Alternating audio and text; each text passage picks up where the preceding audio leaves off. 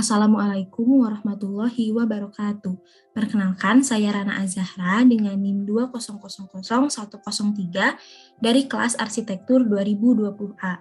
Pada kesempatan kali ini, saya akan mempresentasikan tugas UTS mata kuliah Teknik Komunikasi Arsitektur mengenai review poster.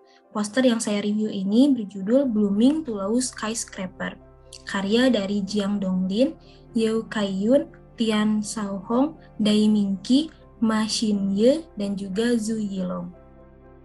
Tulau itu sendiri merupakan bangunan tempat tinggal tradisional dari negara Cina, tepatnya pada Provinsi Fujian.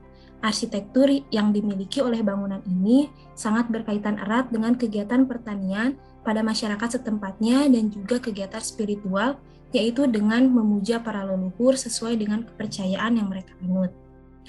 Bangunan ini memang ditujukan untuk pertahanan sehingga dinding bagian luar bangunan ini dibuat menjadi tebal sebagai perlindungan bagi bagian dalam. Bangunan ini mencoba untuk membangun gedung yang bertingkat tinggi di atas bangunan yang aslinya dan secara bertahap akan mengembalikan hubungan antara internal dan juga eksternal. Semua kehidupan masyarakat setempat dilakukan pada bangunan ini, mulai dari kegiatan pertanian sampai dengan kegiatan spiritual, yaitu untuk memuja para leluhur mereka.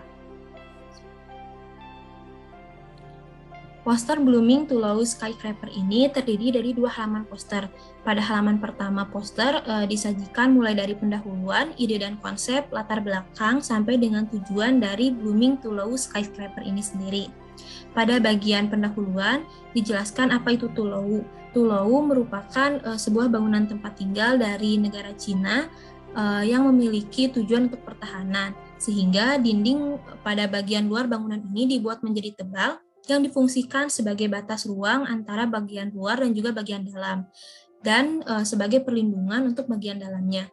Namun dinding yang tebal ini menghalangi hubungan antara internal dan juga eksternal, yang membuat para masyarakat setempat ini memperkenalkan alam luarnya itu melalui teras-teras rumah mereka. Lalu pada bagian ide dan konsep dijelaskan bahwa tulau ini berbentuk lingkaran, bangunan yang berbentuk lingkaran dengan bagian atasnya itu memiliki terasering yang digunakan sebagai lahan pertanian bagi masyarakat setempat, dan juga yang terpenting adalah bangunan Blooming Tulau Skyscraper ini dapat mengembalikan hubungan antara internal dan juga eksternal, yaitu melalui atasnya yang dibuat menjadi transparan sehingga dapat melihat alam luar dari bagian atas. Dan juga bangunan ini merupakan bangunan yang dibangun di atas bangunan aslinya, seperti yang dapat dilihat pada gambar di bawah ini. Dan dapat dilihat juga pada latar belakang bahwa bangunan ini memang benar-benar independen, di dalamnya itu hanya tidak ada interaksi dengan bagian luar, sehingga semua kegiatan masyarakat setempatnya itu dilakukan pada bagian dalam Blooming Tulau Skyscraper.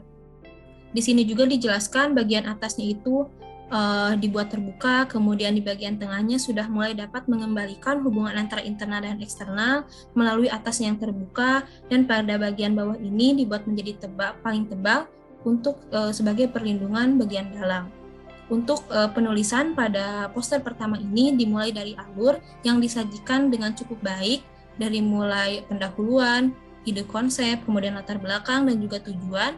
Kemudian alignment yang digunakan juga sudah cukup baik dengan membedakan antara judul, subjudul, dan juga body text. Subjudul menggunakan center, judul menggunakan center, lalu subjudul dan juga body text menggunakan rata kanan dan juga kiri, sehingga itu memudahkan para pembaca untuk memahami penjelasan yang disajikan.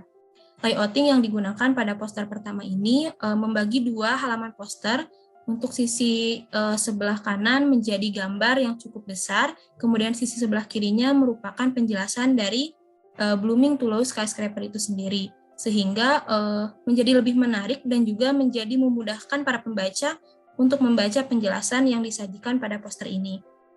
Kemudian warna yang digunakan pada poster pertama ini didominasi dengan warna abu-abu sesuai dengan suasana yang terlihat pada gambar di sini, yaitu berkabut dan juga terasa dingin. Kemudian jenis huruf yang digunakan pada poster ini menggunakan jenis huruf sans serif dengan ukuran huruf yang dibedakan antara judul, subjudul, body text, dan juga keterangan gambar. Kemudian diagram dan juga gambar-gambar yang disajikan ini sudah cukup baik dan juga terlihat lebih nyata. Pada poster kedua, Blooming Toulouse Skyscraper ini dijelaskan fungsi dari bangunan Blooming Toulouse Skyscraper itu sendiri.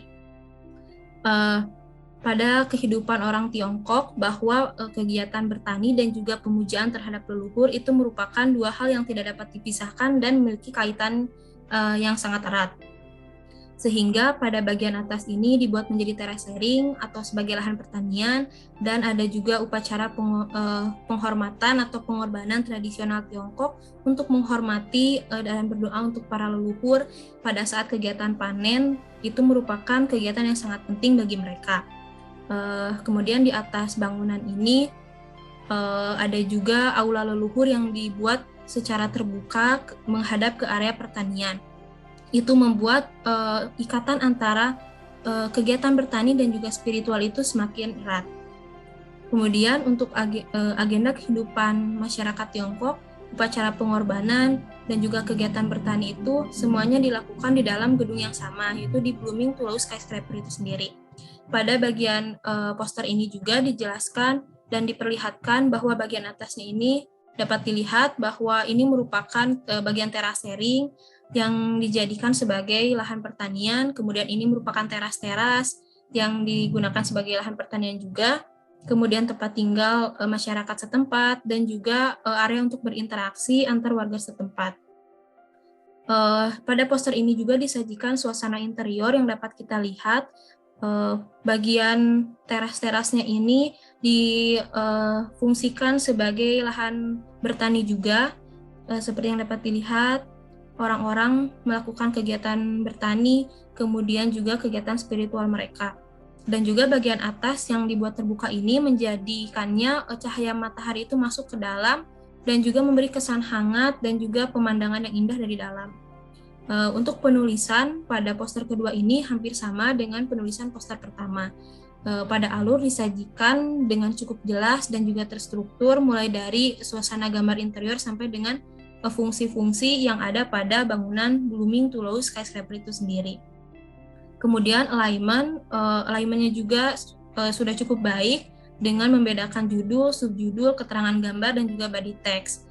Kemudian layouting sama dengan poster yang pertama. Pada lembar poster kedua ini juga dibagi menjadi dua, dengan satu sisi gambar suasana interior dan juga satu sisi merupakan penjelasan dari bangunan Blooming Toulouse Skyscraper itu sendiri.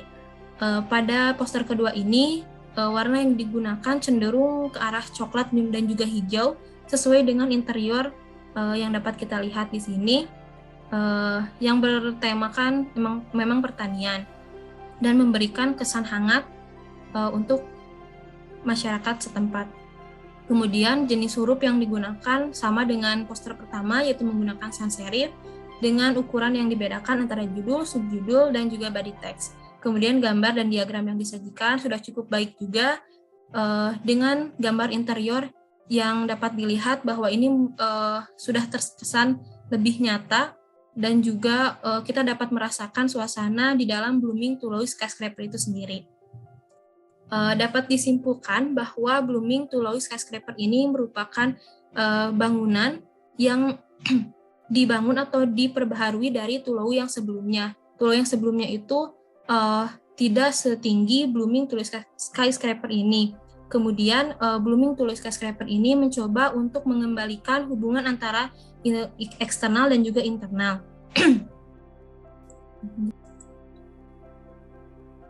Dapat disimpulkan bahwa Blooming Toulouse Skyscraper ini merupakan bangunan yang menarik dan yang paling penting dapat mengembalikan hubungan antara internal dan juga eksternal.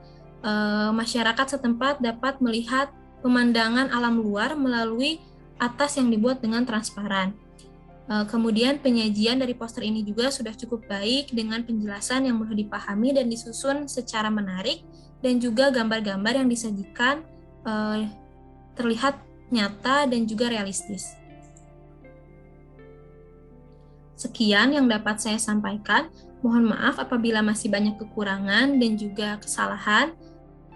Terima kasih. Wabillahi taufiq wal hidayah. Wassalamualaikum warahmatullahi wabarakatuh.